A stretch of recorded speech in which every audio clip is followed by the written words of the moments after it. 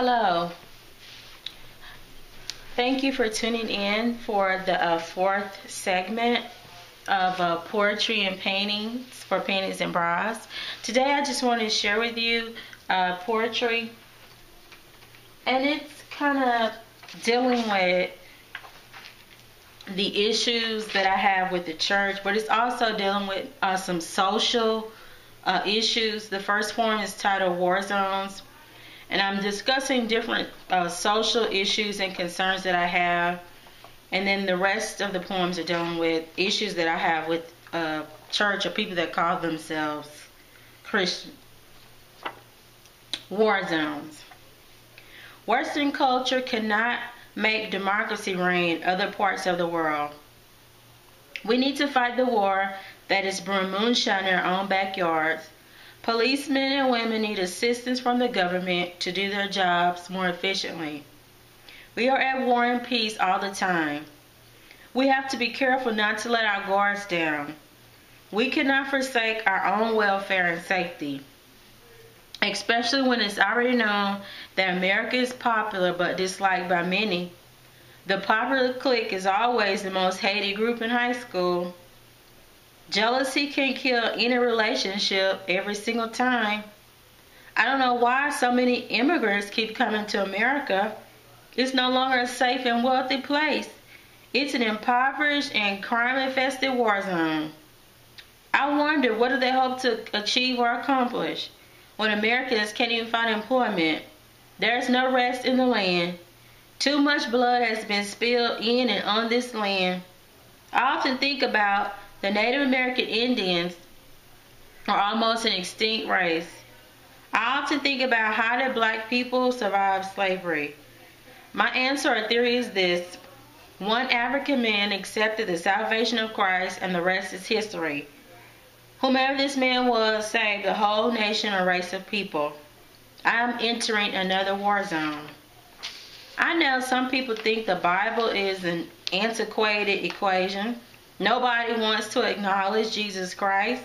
Everybody gets uncomfortable when you mention his name. Well, I say, so what? You talk about everything else, and only God knows what really goes on behind all these closed doors. What a war zone to be in. Which war zone are you in? And somebody please tell me, why are we fighting again? I forgot. The church versus the world. The church claims to be a place of solitude built to help people overcome their struggles and to worship God.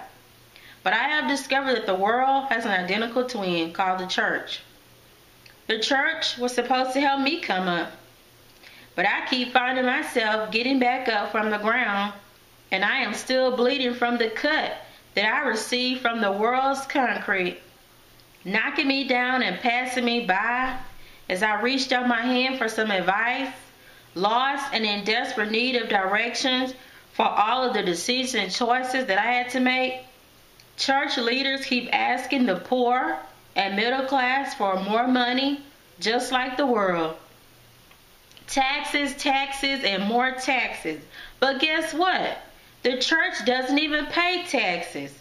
Always claiming not to be a business, but steady making a profit.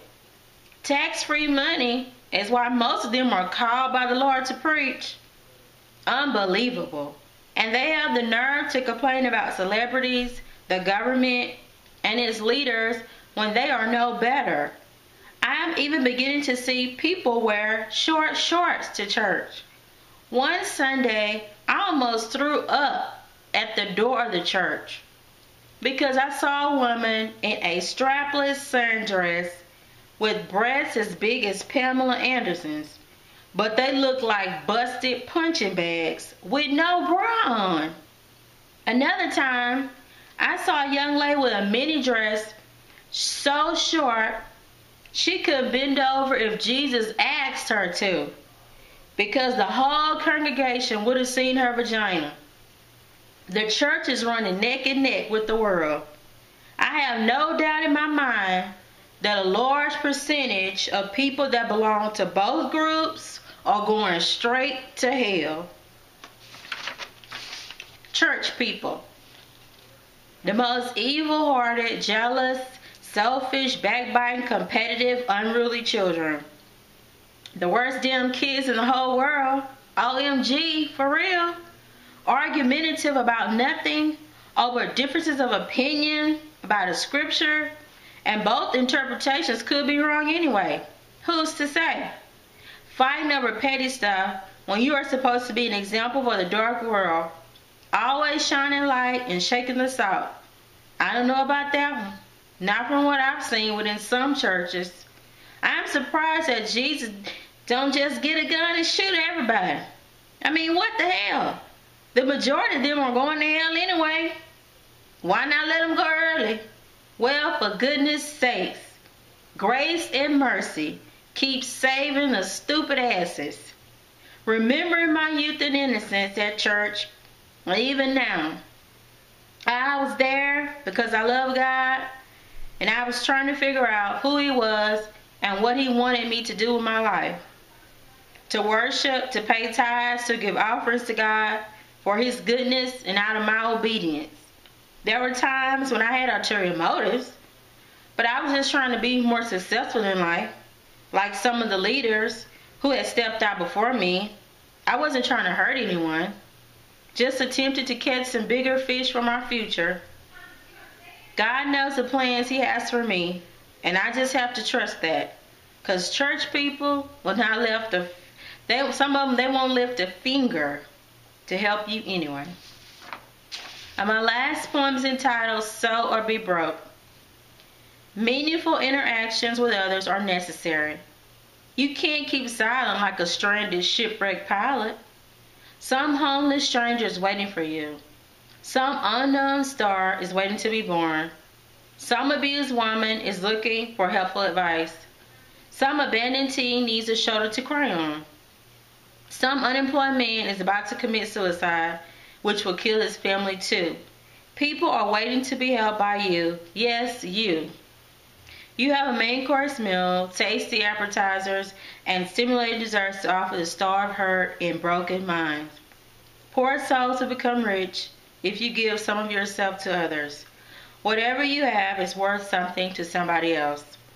Don't be so self-absorbed, or you will end up by yourself and broke. Thank you for tuning in to this segment of Poetry and Paintings for Panties and Bras. I hope you enjoyed. Thank you.